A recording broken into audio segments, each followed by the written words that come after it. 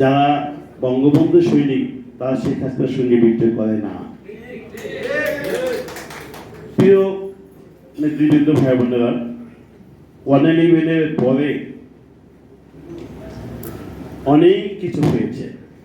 গণস্বাক্ষর সংগ্রহ তার মধ্যে অন্যতম।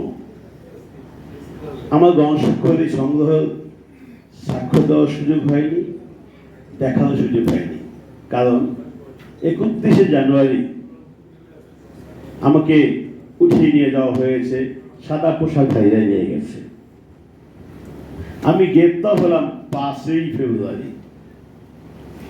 এই 6 দিন আমি কোথায় ছিলাম? অনেক কিছু হয়েছে, কিছুই বলা যাবে না, কেউ শুনতেও চায়নি কি হয়েছে। শুধু বলবো যে ওই সেদিন আমার মৃত্যু হতে পারত। যাই হোক, আমি শুধু বলবো যে দুদিনে যারা মাননীয় নেত্রীর পাশে ছিল, মাননীয় প্রধানমন্ত্রী অত্যন্ত ব্যস্ত, দেশীয় আন্তর্জাতিক অনেক কাজ নিয়ে ব্যস্ত। দীপমণি আপা, আপনি আমাদের সকলের প্রিয়, বড় বোনের মতো। আপনি মাননীয় প্রধানমন্ত্রীর পাশে থাকেন সবসময়, আপনাকে মাননীয় প্রধানমন্ত্রী অত্যন্ত স্নেহ করে। এই যে আজাদ ভাইদের মতো লোকদেরকে খুঁজে খুঁজে বের করে মাননীয় প্রধানমন্ত্রীর কাছে উপস্থাপন করা দরকার। 111-এর পরে 5 দিন আমার মৃত্যু হলে 5ই ফেব্রুয়ারি আমি গ্রেপ্তার হতাম না, আমি কিন্তু হারিয়ে যেতাম কোথায়।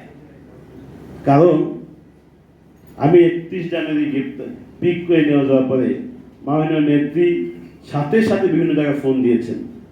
ব্যারিস্টার মইনুল উপদেষ্টা ফোন দিয়েছিলেন যে আমার এই কেসে কেন গ্রেপ্তার করা হলো, আমাকে থ্রেট করার জন্য।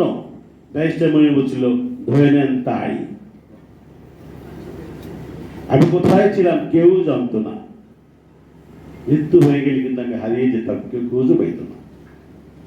শুধু যারা বেঁচে আছে দুদিনের লোক, তাদেরকে খুঁজে খুঁজে মাননীয় প্রধানমন্ত্রীর সামনে উপস্থাপন করা দরকার।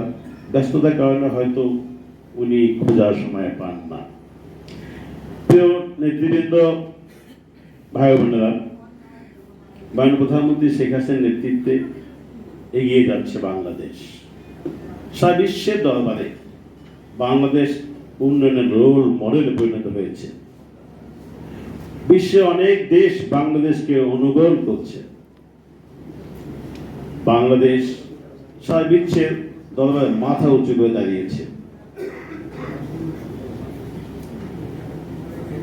বাংলাদেশের এমন কোন সেক্টর নাই যেখানে উন্নয়ন হয় নাই।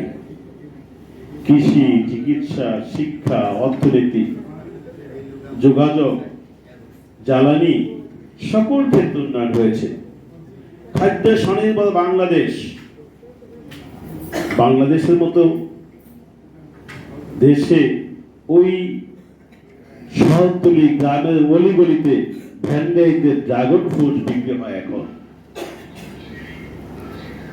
রিক্সাওয়ালা যে ভাত খেতে পারত না ঠিক মতো, সে এখন বাড়ি ফেরার সময় 2 কেজি কমলা নিয়ে যায়, 1 কেজি ড্রাগন ফ্রুট কিনে নিয়ে যায়। এটাই শেখ হাসিনার সফলতা, এটাই শেখ হাসিনার বাংলাদেশ। উন্নয়ন কোথায় হয়নি? মহাকাশে স্যাটেলাইট, সমুদ্র তলে সাবমেরিন, পারমাণবিক বিদ্যুৎ কেন্দ্র, ইউনিয়ন হাইওয়ে, পদ্মা সেতু, বঙ্গবন্ধু মহাসড়ক, কোনটায় উন্নয়ন হয়নি? বাংলাদেশ অনেকেই এখন ঈর্ষান্বিত বাংলাদেশের উন্নয়ন দেখে।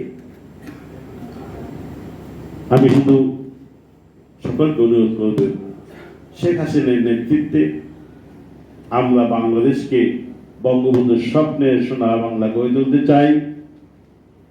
বঙ্গবন্ধুর সৈনিকদেরকে উপযুক্ত স্থানে মূল্যায়ন করে শেখ হাসিনার নেতৃত্বে বাংলাদেশকে আমরা এগিয়ে নিয়ে যেতে চাই। বাংলাদেশ হবে 2040 সালে উন্নত বঙ্গবন্ধুর স্বপ্নের সোনার বাংলাদেশ। সবাইকে ধন্যবাদ।